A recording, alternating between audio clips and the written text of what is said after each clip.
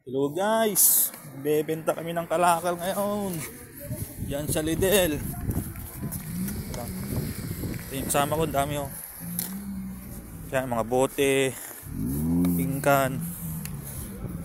Yan, bebenta namin doon sa Lidl. Mas maganda kasi doon, mabilis.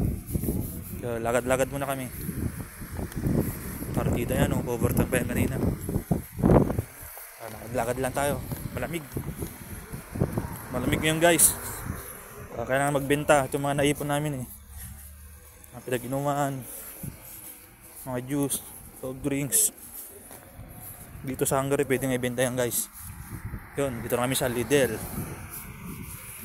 Lidl Hungary. Yung kasama ko dami yun.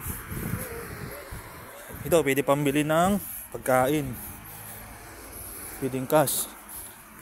Bahala kayo kung anong gusto nyo. Pwedeng cash, pwedeng ano. Yan na guys, ito kami sa Lidl. The number 1 supermarket in Hungary. Hindi lang Hungary, buong part ng Europe, marami yan. Lidl. Ito naman sa kabila, Tesco. Sa kabila naman ay Penny. Kakatabi lang yung mga dito, supermarket. Mga sikat na supermarket dito sa Hungary. Napakalamig ngayon guys. Negative.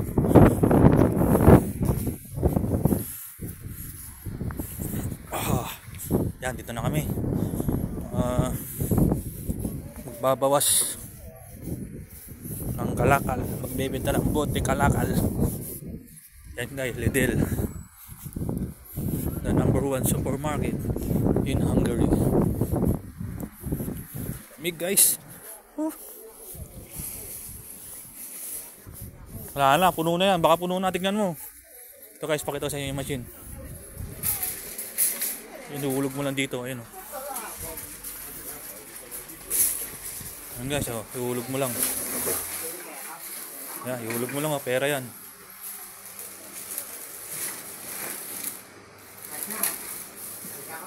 Oo.